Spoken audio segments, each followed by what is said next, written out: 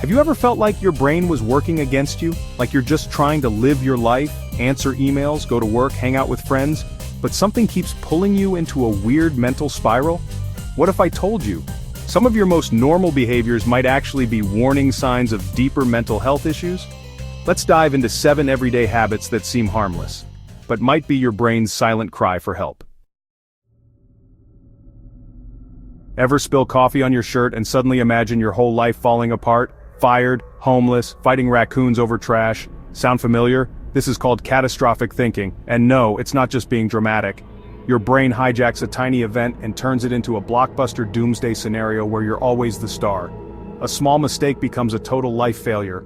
A delayed text becomes a dead friendship. This isn't just anxiety, it's your brain projecting worst-case outcomes that never actually happen. You get the tiniest bit of criticism, and it physically hurts. Not just ouch, but like an emotional grenade just went off inside you. This might be rejection sensitivity dysphoria, RSD, a common condition in people with ADHD and other neurodivergent types. Your brain treats even imagined rejection like betrayal. That weird silence in a group chat feels like exile. That one time your partner sighs feels like a breakup. RSD makes it impossible to tell the difference between real rejection and just life happening, and that confusion leads to burnout, people-pleasing, and emotional whiplash. We all fidget, but when nail-biting becomes blood-drawing or skin-picking becomes a daily routine, you might be dealing with body-focused repetitive behaviors, BFRBs. It's not just a bad habit, it's your brain saying, something's wrong, but I don't know how to fix it, so here's a coping mechanism instead. From pulling out hair to chewing on lips until they bleed, these habits are often rooted in anxiety, trauma, or even OCD. And the worst part, people often don't even notice they're doing them until it hurts. Some people double-check their locks. Others have to touch a light switch exactly 4 times before bed. That's not just quirkiness. It can be a sign of obsessive-compulsive disorder, OCD. What looks like perfectionism is often panic control.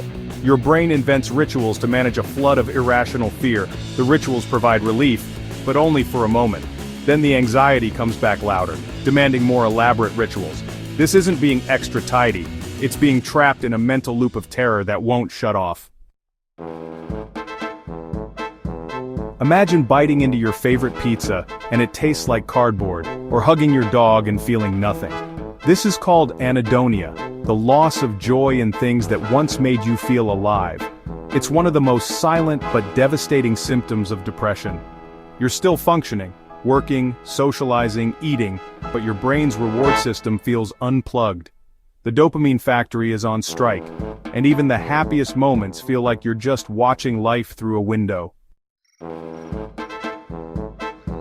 Do you find yourself needing constant confirmation that you're okay? Asking the same questions again and again? Are you mad at me? Are we still good? Do you promise? This is excessive reassurance seeking, and it's not about being annoying. It's your brain desperately chasing certainty in an uncertain world. The problem? Reassurance doesn't last. It's like a sugar high for anxiety. Brief relief followed by deeper craving, and the more you seek it, the worse the cycle gets. You're staring at Netflix for 45 minutes and still haven't picked a show.